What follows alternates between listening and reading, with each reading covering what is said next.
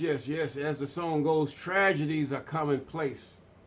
Oh, most holy Sanini Nini, all kind of diseases. People are dying and slipping away.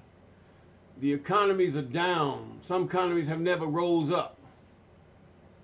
People don't even get paid enough. People are sick in the streets. No home, no food to eat. And yet, those who call upon your name say, we are great. Yes, all praise God. Give me your money. But oh, most holy Sanini Nini, we ask you to deal with these people, these pastors, these religious icons, and all those that are upon their entourage that would defile even the offerings of the Most High. Because you said he that giveth to the poor gives to the Most High. And you're going to get your reward. Yes, you said these things, but yet they have taken even the children's bread and made themselves fat. They've taken of the field and made themselves fat. Like Nabal that we read of in our last post. Oh, most holy Sanini Nini, we ask you to deal with them. We ask that the people learn the way that you have prescribed for them to learn. The Levitical priests were never anybody that would take advantage of your people, only to give them what you have said that they have learned from their hierarchy. Yes, most holy Sanini Nini, we have lost our way. We have become blind. We've become servers of devils and servers of those things that they say are you and are not you. And we ask you to deal with us. Even our enemies laugh at us. They mock at us in the way that we have been deceived, even by colonizers and those that are not right before you. Yes, we ask you to deal. And we thank you. Yes. We give the Most High even Tata and Zambi, the great I am. Heya means I am in a native tongue, not in the $5 native tongue. Okay, thank you. But anyway, we're in verse 1, Leviticus chapter 24. Good morning, good afternoon, good evening. I'm Mr. Clay, and we're in Leviticus. Walk with me. The 24th chapter of Leviticus. Leviticus chapter 24. And it reads, and the I am said to Moses, give orders to the children of Jacob, even the Bantu, give you clean olive oil for the light, so that a light may be burning at all times, outside the veil of the ark in the tent of meeting. Now, outside the veil in the tent of meeting is just outside the veil before you go into the holies of holies. Okay? Now, let Aaron see that it is burning from evening till morning at all times before the I am. It is a rule forever throughout all your generations. Hold up now. This is not symbolic.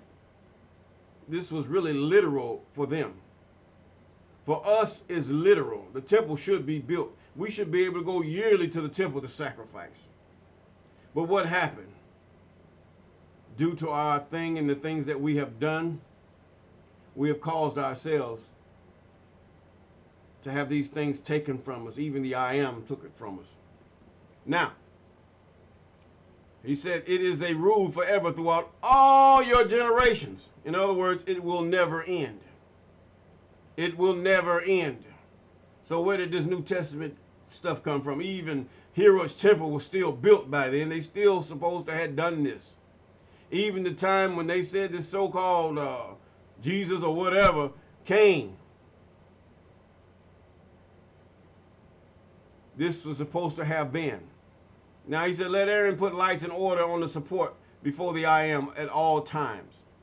And take the best meal and make 12 cakes of it, and the fifth part of an ephah in every cake, and put them in 2 lines, 6 in a line, on the holy table before the I am. And on the lines of the cake, put clean, sweet-smelling spices for a sign on the bread, for an offering made by fire unto the I am. And every Sabbath day, regularly, the priest is to put in order before the I am. It is offered for the children of Israel, an agreement made forever. The covenant and a covenant made forever. Not for yesterday, not for just back then, even today. That light was supposed to be lit. And it came, and it will be for Aaron and his sons, and they are to take of it for food in the holy place, and it is most holy of all the offerings. Most holy. Made by fire. In other words, it is holy, and those who partake of it are holy too. Made by fire to the I am, a rule forever. These things are coming back. Trust me, they're coming back. Eventually, people are going to know who they are. Those of the Bantu, those of the different factions and the different families of Jacob, even of Kobe, they're going to know who they are. God is going to open your mind. God's going to show you your lineage, and you're just going to somehow know it. Yes. Now, here's another story here. A son of an Israelite woman whose father was an Egyptian went out among the children of Israel and had a fight with a man of Israel by the tents. Okay, what they fought about, I don't know. Now, and the son of an Israelite said evil against the holy name. In other words, made his name common. When you say the evil against the name of the Most High, you made his name common. And it is sin because it is against the law, his law. He's the creator. You're just nothing. I'm nothing. Less than nothing. Less than a drop in the bucket. All right, now let's go ahead on. And they kept him, and he said, with curses. And they took him to Moses. His mother's name was Shelemith, the daughter of Dibri of the tribe of Dan. In other words, she mixed a seed and got with an Egyptian. It was in his DNA. He didn't care. He just did it. He probably didn't believe in God. He just followed his mama. And they kept him shut up till a decision might be given by the mouth of the I am. And the I am said to Moses, take the cursor outside the tent circle and let in all whose hearing the words were said put their hands in his head and let them be stoned by all the people. Was God unjust in this? You've been maligned. You've been messed up by these heathen, and you've been messed up by these colonizers and their laws and their ways where they justify each other and they condemn you. But God says, hey, my name is not common. You will not do these things to me. So what happened? What happened? He said, take the curse outside the tent circle and let all who's hearing the words were said to be put in their hand on his head and let him be stoned. Was God just in this? Yes, because those who heard it put their hands on their head. Now, we're going to find out what's going to happen if you lie in your witness. Now, say unto the children of Israel, as for any man cursing God, his sin will be on his head. And he who says evil against the name of the Most High, even the I am, will certainly be put to death. And he will be stoned by all the people. And the man who is not of your nation, and one who is an Israelite by birth, whoever says evil against the holy name is to be put to death, is what he says. Is that sadistic? No. Many of you have been put to death. Your sons, your ancestors put to death because of what? You said something against somebody that thought they were holy. Message. Okay, now. And anyone who takes another life is certainly to be put to death. Period. Look at these laws. How many degrees there are to murder? What? God only has one law for murder. He ought to have one sentence for murder. And that is what? Deletion. If a man does damage to his neighbor, as he has done, so let it be done to him. Eye for an eye, tooth for a tooth. Where did you get off on these doggone New Testament garbage? When God said love your neighbor, he says you love the Bantu, you love the Israelite. That's what he was talking about. You love those that would follow the way of your God. That's what he was talking about. As far as everybody else, they're your enemy.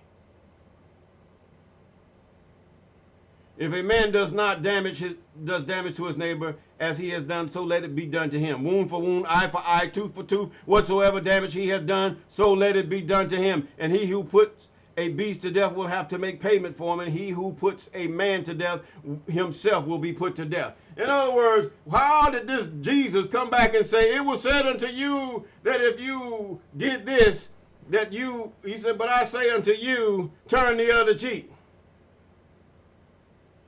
The best way is not to kill somebody, is not to be angry with them.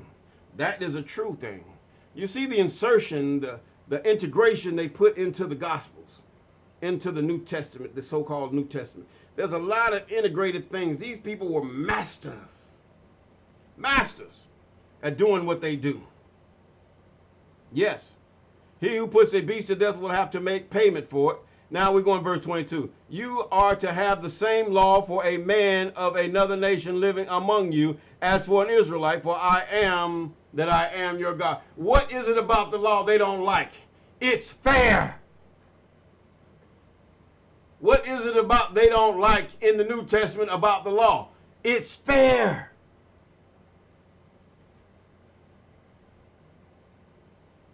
Get that in your head. That's why they made it. They're unfair. They're unclean.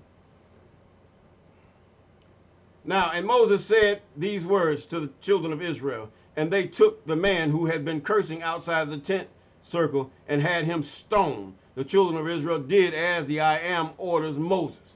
They were fair, but now they are not fair.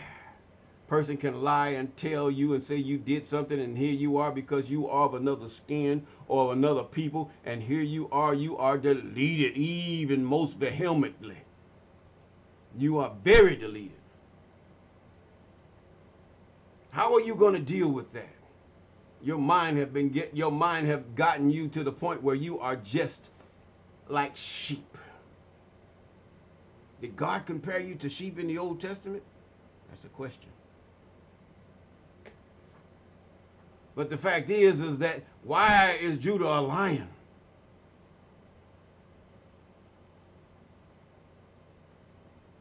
But yet will a lion allow you to smack him around and throw you off a bridge or anything like that, or take a rope and delete you? And a lion not growl back and not fight back? And will a lion walk by himself in many cases?